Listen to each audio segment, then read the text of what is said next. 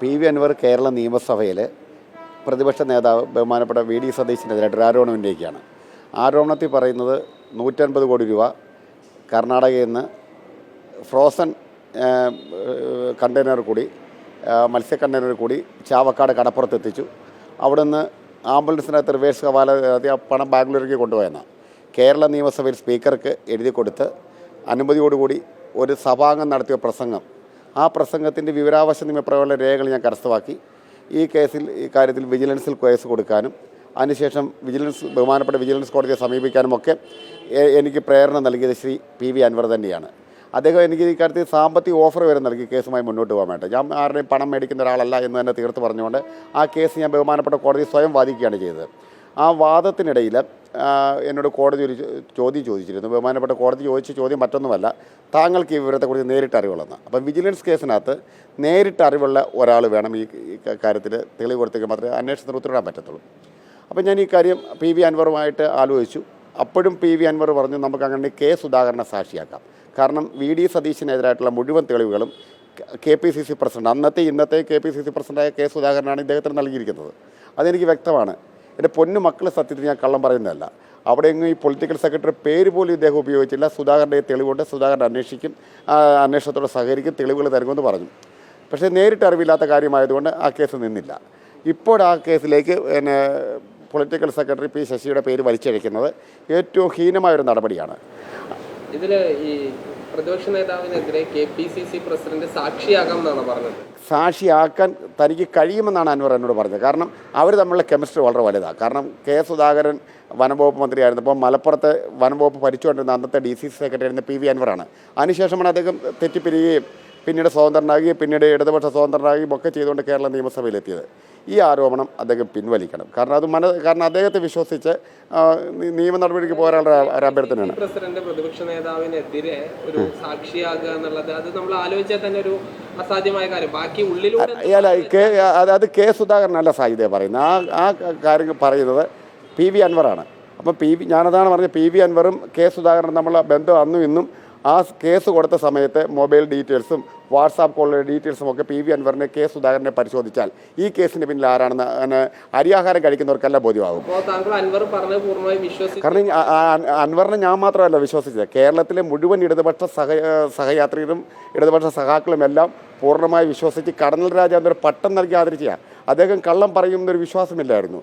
പക്ഷേ അദ്ദേഹം ഇടതുപക്ഷവുമായി തെറ്റിപ്പിരിയുന്നു. C P എമ്മിനെ അദ്ദേഹം ഉൾക്കൊള്ളാൻ പറ്റാത്ത ഒരാളായി വന്നപ്പോൾ പോയ പോക്കിനകത്ത് അദ്ദേഹം ഉന്നയിച്ചൊരു ആരോപണം എന്ന് പറഞ്ഞാൽ മറ്റൊന്നുമല്ല, പോകുന്ന പോക്ക് വീടിന് തീയിട്ടിട്ട് അങ്ങ് പോകാം എന്ന് കരുതിക്കൊണ്ടാണ് അദ്ദേഹം ബഹുമാനപ്പെട്ട മുഖ്യമന്ത്രിയുടെ പൊളിറ്റിക്കൽ സെക്രട്ടറിക്കെതിരെ ആരോപണം ഉന്നയിച്ചിരിക്കുന്നത്. അതിനകത്ത് യാതൊരു കാര്യവുമില്ല.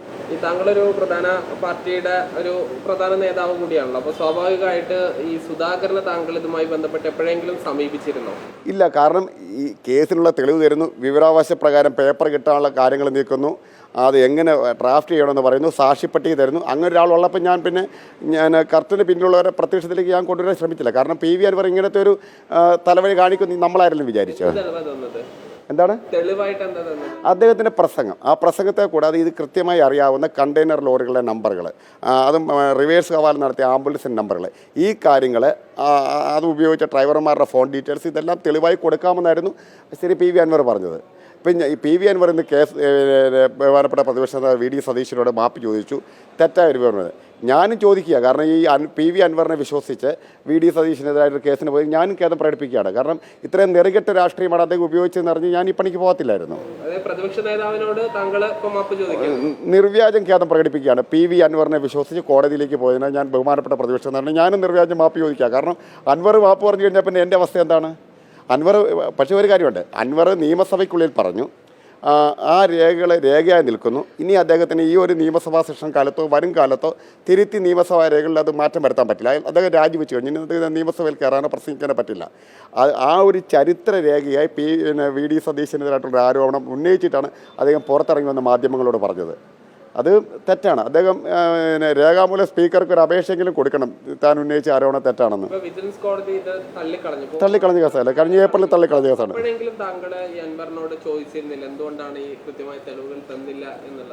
അപ്പം പി വി അൻവർ പറഞ്ഞു ഇതിന് ശേഷം അൻവർ ബഹുമാനപ്പെട്ട ഹൈക്കോടതിയെ സമീപിക്കുന്നു, ഇ ഡിയെ സമീപിക്കുന്നതാണ് പറഞ്ഞു. അപ്പം നേരിട്ട് അറിവുള്ള ഒരാൾ കോടതിയിലേക്ക് പോകുമ്പോൾ പിന്നെ ഇതിനകത്ത് കേട്ടുകേൾവിയുള്ള ഞാൻ മാറി നിന്നാണ്.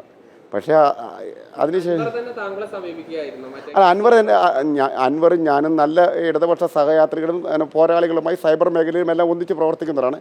അദ്ദേഹത്തിൽ എനിക്ക് പൂർണ്ണ വിശ്വാസമായിരുന്നു, അദ്ദേഹത്തോട് ഇഷ്ടമായിരുന്നു. അദ്ദേഹത്തിൻ്റെ പോരാട്ടങ്ങളെ ഞാൻ അടക്കമുള്ള എല്ലാ ഇടതുപക്ഷ സഹയാത്രികരും ഇഷ്ടപ്പെട്ടിരുന്നു. അതുകൊണ്ട് പി വി അൻവറുമായിട്ട് ഇത് ആലോചിച്ചപ്പോൾ ഇത് നിയമത്തിന് മുന്നിൽ കൊണ്ടുവരണം അഫീസ എന്ന് അൻവർക്ക് പറഞ്ഞപ്പോൾ ഞാനത് വിശ്വസിച്ചു. പക്ഷേ അദ്ദേഹം ഇതിനകത്ത് ബഹുമാനപ്പെട്ട മുഖ്യമന്ത്രിയുടെ പൊളിറ്റിക്കൽ സെക്രട്ടറിയെ വലിച്ചടച്ചത് ഏറ്റവും നിറകെട്ട കാര്യമാണ്. ഞാൻ ഈ കാര്യം ചൂണ്ടിക്കാണിച്ചപ്പോൾ തന്നെ എന്നോട് മുഴുവൻ നേതാക്കന്മാരും പറഞ്ഞു, പ്രതിപക്ഷ നേതാവ് ആയതുകൊണ്ട് ഒരു കള്ളക്കേസിൽ കൊടുക്കാൻ നിൽക്കാൻ നമുക്ക് കഴിയില്ല. അതുതന്നെയാണ് മുഖ്യമന്ത്രിയുടെ നിലപാട്. അതുതന്നെയായിരുന്നു ഞാൻ ഒരു പ്രതിപക്ഷ നേതാവിനെ കേസിൽ കൊടുക്കണമെന്ന് തന്നെ വിചാരിച്ചു. ഇങ്ങനൊരു ആരോപണങ്ങൾ വരുന്ന സമയത്ത് ഈ കേസ് അങ്ങ് എടുത്താൽ പോരായിരുന്നു. അവർ സത്യസന്ധമായ നിലപാടാണ് സർക്കാർ എടുത്തത്. ആ നിലപാടിനെയാണ് ഇപ്പോൾ പി വി അൻവർ ഈ രീതിയിൽ കാണിക്കുന്നത്. താങ്കൾ വിജിലൻസ് കേസിന് പോകുമ്പോൾ സ്വാഭാവികമായിട്ട് താങ്കളുടെ പാർട്ടിയിലെ നേതാക്കന്മാരോടും മറ്റ് ഇടതുപക്ഷ നേതാക്കളോടും കൂടി ചർച്ച ചെയ്തിരുന്നു. ഒരു പൊതു താല്പര്യപ്രകാരം കൊടുത്ത ഹർജിയല്ലേ, അതിനകത്ത് വ്യക്തിപരമായി കൊടുക്കുക. അത് പാർട്ടിയുടെ ലേബലിലല്ല കൊടുത്തത്, പൊതുപ്രവർത്തകൻ എന്ന ലേബലിൽ തന്നെ കൊടുത്ത ഒരു ഹർജിയാണ്. പി അൻവർ എന്തായാലും ഈ തൃണമൂലിൽ ചേർന്നു. അദ്ദേഹം പുതിയ ഒരു ദൗത്യമൊക്കെ ആയിട്ട് പോകാൻ തീരുമാനിച്ചിട്ടുണ്ട്. അദ്ദേഹം പറയുന്ന ഏറ്റവും പ്രധാനപ്പെട്ട വിഷയം ഈ വന ഭേദഗതി നിയമവുമായി ബന്ധപ്പെട്ടതാണ്, ഈ വന്യജീവികളുടെ ആക്രമണവും ഇതൊക്കെ. അതിൽ നിങ്ങളുടെ ഒരു നിലപാട്? എൻ്റെ സാധ്യത എത്ര നിഷ്കളങ്കനാകാതെ. അദ്ദേഹം പറഞ്ഞത് എന്താണ്? വനനിയമമല്ല അദ്ദേഹം പറഞ്ഞത്, വനനിയമ ഭേദഗതിയല്ല അദ്ദേഹം പറഞ്ഞ്, സ്വർണം കടത്തുന്നവരുടെ അടിവസ്ത്രം ഉരുക്കിയെടുത്തിട്ട് ബാക്കി വരുന്ന സ്വർണം, ഈ കഥകൾ അദ്ദേഹം പറഞ്ഞു. ഇപ്പോൾ അദ്ദേഹം പറയുന്ന വനം കുറവായ ബംഗാളിലെ മുഖ്യമന്ത്രിയുമായി സംസാരിച്ച് വന്നെന്ന് പറഞ്ഞ് അദ്ദേഹത്തിന് ഇതൊന്നും ഒരു അജണ്ടയിൽ പെട്ട കാര്യമില്ല. അദ്ദേഹത്തിന് സ്വർണ്ണക്കടത്തായിരുന്നു, സ്വർണ്ണക്കള്ളക്കടത്തുകാർക്ക് വേണ്ടിയാണ് അദ്ദേഹം പറഞ്ഞുകൊണ്ടിരുന്നത്. അദ്ദേഹം അതോടൊപ്പം തന്നെ ഇടതുപക്ഷ സഖാക്കൾക്ക് സ്വീകാര്യമാകുന്ന കുറച്ച് നിർദ്ദേശങ്ങളും കുറച്ച് ആവശ്യങ്ങളൊക്കെ നിശ്ചയിച്ചു. ആ കാര്യങ്ങൾക്കൊപ്പം എൻ്റെ വിശ്വാസം അനുസരിച്ച്, അല്ലെങ്കിൽ ഇടതുപക്ഷത്തെ സ്നേഹിക്കുന്ന എല്ലാവരുടെയും വിശ്വാസം അനുസരിച്ച് സർക്കാർ അവർക്കൊപ്പമാണ് നിന്നത്. ഇതിപ്പം അദ്ദേഹം പറയുന്ന വനനിയമ ഭേദഗതി, കർഷക ദ്രോഹമായ നിലപാടുകൾ മാറ്റണം എന്നാവശ്യപ്പെട്ട ഒരു രാഷ്ട്രീയ പ്രസ്ഥാനത്തിൻ്റെ പ്രതിനിധി കൂടിയാണ് ഞാൻ. ആ കാര്യം മുന്നേറിച്ച് ഞങ്ങൾ സമരം ചെയ്യുകയോ സർക്കാരിനെതിരെ മുദ്രാവാക്യം വിളിക്കുകയല്ല ഇത്. ഞങ്ങളുടെ ബഹുമാന്യായ പാർട്ടി ചെയർമാൻ ജോസ് കെ മാണി സാറെ ബഹുമാനപ്പെട്ട കേരളത്തിൻ്റെ മുഖ്യമന്ത്രി സഹോ പിണറായി വിജയനെ പോയി കണ്ട് അദ്ദേഹത്തോട് കാര്യങ്ങൾ അവതരിപ്പിച്ചു. അത് അനുകൂലമായ രീതിയിൽ തന്നെ അദ്ദേഹം ഉൾക്കൊള്ളുകയും ചെയ്തിട്ടുണ്ട്. ഈ വനഭേദഗതി നിയമം സ്വാഭാവികമായിട്ട് നിയമസഭയിൽ വരാൻ പോവുകയാണ്. അത് പ്രതിപക്ഷം ഒന്നടങ്കം അതിനെ എതിർക്കുമെന്ന് പറഞ്ഞിട്ടുണ്ട്. ഈ മലയോര മേഖലയിലെ ഒരു പ്രധാന പാർട്ടി എന്ന നിലയ്ക്ക് കേരള കോൺഗ്രസ് എമ്മിൻ്റെ ഒരു നിലപാടെന്തായി? കേരള കോൺഗ്രസ് എമ്മിൻ്റെ നിലപാട് പാർട്ടി ചെയർമാൻ പറയും. എൻ്റെ വ്യക്തിപരമായ നിലപാട് കേരള കോൺഗ്രസിലെ കർഷകൻ്റെ സംസ്ഥാന ജനറൽ സെക്രട്ടറി എന്ന എനിക്ക് പറയാനുള്ളത്, ആ കാര്യത്തിൽ പാർട്ടി ചെയർമാനും പാർട്ടി നേതൃത്വവും പാർട്ടിയുടെ പാർലമെൻ്ററി പാർട്ടിയും ഒന്നടങ്കം ബഹുമാനപ്പെട്ട മുഖ്യമന്ത്രി കണ്ട് അദ്ദേഹം അത് അനുകൂലമായി തന്നെ ഉൾക്കൊണ്ടിട്ടുണ്ട്. അതിനപ്പുറത്തേക്ക് ഇനി മറ്റൊരു നടപടി ആവശ്യമില്ല. ഏതായാലും ഇപ്പോഴും ഭേദഗതികൾ സ്വീകരിച്ചുകൊണ്ടിരിക്കുകയാണ്. അതിനുശേഷം കരട് ബില്ലാകുന്ന സമയത്ത് കർഷകരെ ദ്രോഹിക്കുന്ന അല്ലെങ്കിൽ വന്യജീവി വിഷയത്തിൽ മനുഷ്യ സംഘർഷത്തിന് സാധ്യതയുണ്ടെങ്കിൽ ആ നിമിഷം കർഷകർക്കൊപ്പമായ നിലപാടായിരിക്കും എൻ്റെ പാർട്ടി എടുക്കുന്നത്.